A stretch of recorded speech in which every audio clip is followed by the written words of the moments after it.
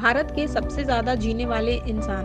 Number 5, स्वामी शिवानंद, भारत के 125 साल के बुजुर्ग जिन्हें अभी हाल ही में पद्मश्री अवार्ड दिया गया था। इनका नाम स्वामी शिवानंद है और इनका जन्म 8 अगस्त 1869 को हुआ था। जैसा कि आप इनके आधार कार्ड में देख सकते हैं, और ऐसा आधार कार्ड भी आपको शायद ही कभी देखने को मिले।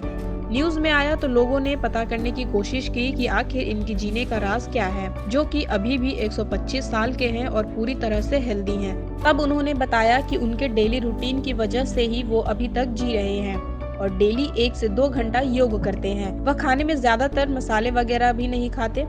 नंबर 4, तपस्वी जी महाराज। इनका जन्म 1770 में हुआ था और मृत्यु 1856 में हुई थी। यह 146 सालों तक जीवित रहे थे। पटियाला के राजकुमार के रूप में जन्मे। जहां इनका जन्म हुआ वह किसी राजशाही महलों से कम नहीं था। उनके लंबे समय तक जीवित रहने का रहस्य है कि उन्होंने दशकों तक कठोर तपस्या की और अपनी जवानी वापस पाने के लिए प्राचीन वैदिक तकनीक का उपयोग करते हुए कायाकल्प उपचार का 3 बार इस्तेमाल किया। यह बहुत कठिन तपस्या होती है। कायाकल्प उपचार एक प्राचीन वैदिक तकनीक है जो शरीर को जवान और स्वस्थ रखने के लिए इस्तेमाल की जाती है।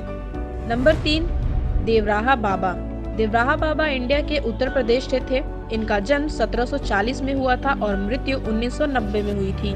यह करीब 250 सालों तक जीवित रहे थे और इन्होंने बहुत अलौकिक सिद्धियां प्राप्त करी थी। कहा जाता है कि यह बाबा बहुत चमत्कारी थे। इनका आशीर्वाद लेने बड़े बड़े लोग आते थे।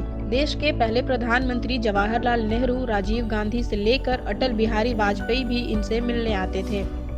नंबर 2, महाष्टा मुरासी। यह शख्स पिछले 181 साल से जीवित है और जो अभी भी अपनी मौत का इंतजार कर रहे हैं। उत्तर प्रदेश के वाराणसी के रहने वाले महाष्टा मुरासी अपने बारे में बताते हुए कहते हैं कि उन्हें लगता है कि मौत उनके घर का रास्ता भूल गई है। मुरासी अपने बारे में बताते हैं कि उनका जन्म 1835 में बेंगलुरु में हुआ था। 1903 में मुरासी बेंगलुरु से वाराणसी रहने के लिए आ गए।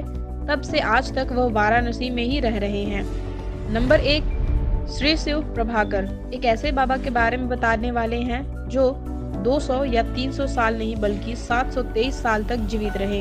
हम बात कर रहे हैं श्री शिव प्रभाकर सिद्ध योगी जी की, जिनका जन्म 1263 में अकाबुर मारा में हुआ था और महज 9 वर्ष की आयु से ही उन्होंने गुफाओं में ध्यान लगाना शुरू कर दिया और इतनी सिद्धियां हासिल कर ली कि वे लोगों के भविष्य से लेकर वह क्या सोच रहे हैं सब बता देते थे।